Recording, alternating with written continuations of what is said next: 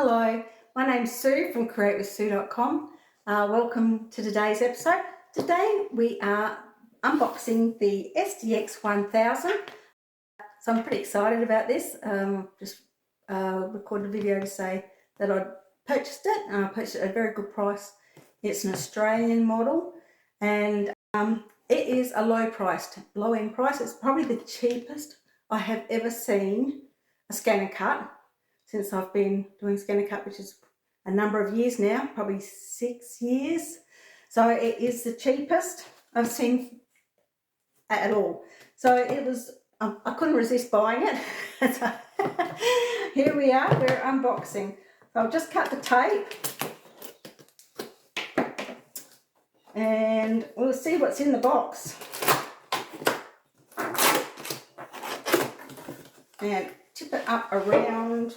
It's always a bit difficult unboxing these things on camera because they're not easy to unbox off camera, really, are they? No. So it says, before turning on, please read the Get Start Guide. Now, one of the things I will say is to go onto the Brother site and get the manual. So download the manual for this. I had a look through the manual online last night and it looks just like the other manuals for the other models. So if you've already got a DX, not much difference. Also the pattern list. So whatever model Scan N Cut you've got, it's always handy to have the pattern list available. So print it out and then you've got it to look through. Because sometimes, especially on like the 2200D, scroll and think, now where is that pattern? Scroll, look. So if you've got the pattern list, you can go through it and go, yep, oh, there's the pattern. So the first thing we've come across is the Get Started Guide. And we'll open that up. Of course, all the boxes are the hardest thing to open, aren't they? I'm going to throw that down there somewhere. So obviously this is not my first one I've ever unboxed, but it's got some ideas there for crafts. We've got the Spira at 2 these days, so that gives an added bonus of some extra designs to cut. So it talks about the setup, machine setup. Actually, it's a bit bigger guide than I remember getting on my last one. That's okay. The last one I thought was a bit light on. So this is a little bit better. It also gives you, I know there'll be some card in here somewhere to create a little box, like your first thing to create. And I've actually got my one from the Disney machine that I cut out maybe 2 or 3 years ago whenever I bought the Disney model. So I've still got that, so I'm going to cut that out at some point. And we'll make that design. Okay, so I'll pop that down there as well. In here will tell you where to look for your manuals and that. So on my post, I'll do a post with this as well. I'll put some links to where to download. And this will be the next tricky bit. Okay, so that's just the power cord in there. And I am going to prop this on the stool because it's a little bit high for me and I won't be able to lift it out. Okay, so it is a pretty blue one, blue and white. And we'll take the plastic off.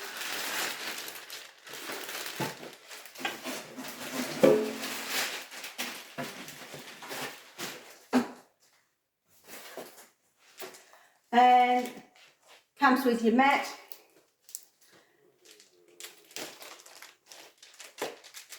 So I'll just open the mat because for the DX you have a little hole in the end, and I'll just show you that.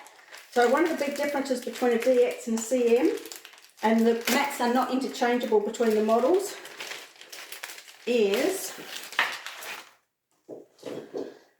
you can tell the DX by the hole at the bottom there, and also you get a a code there, and it always has DX in the code. So this one's CADX matte standard, so STD and 12.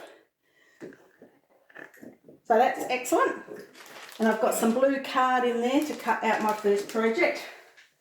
Put that over there out the way. Oh, and it's definitely packaged a little different than my last one. So it's a few years since I bought my other machine. This one's been out on the market for probably 18 months, 2 years. It's a while it's been on the market, so it's not a new release or anything. They obviously include information about their new Artspira app, which you can download for your phone or your tablet. Doesn't really replace Canvas Workspace, but it's got some fun things in. And if you have the right embroidery machine, it will connect to your embroidery machine too. I do not. I have a really good embroidery machine, and it's a Brother, but it is not the one that connects to the ScanNCut. It doesn't matter because you don't have to connect. It's just an easy way of managing things. So it's not that you can't use it. All the bits of rubbish out. And we'll open this up.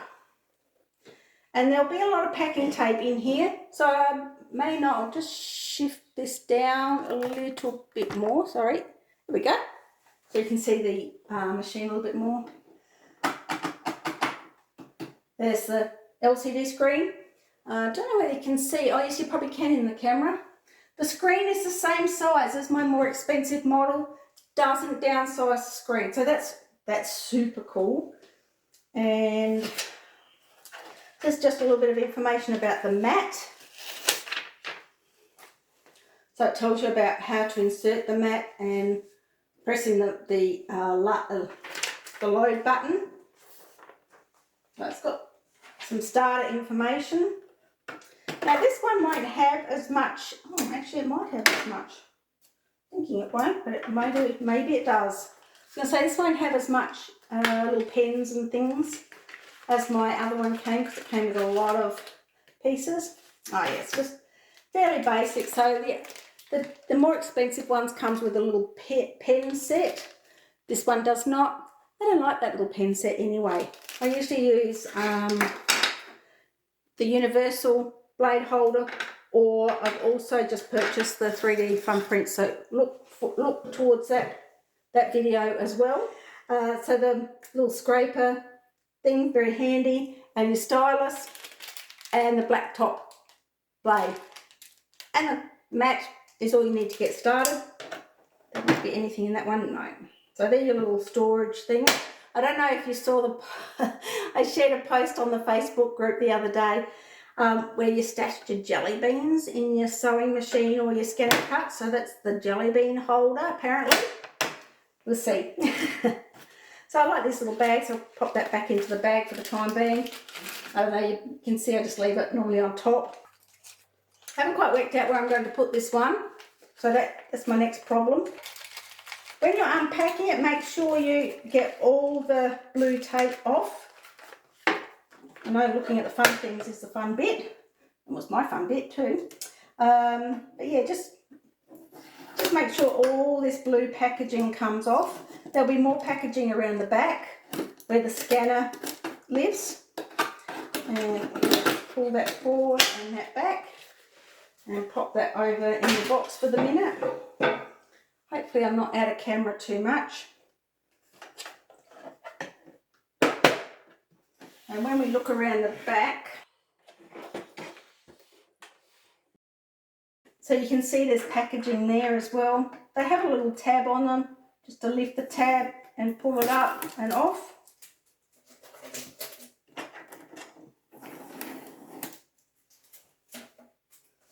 Super exciting, isn't it?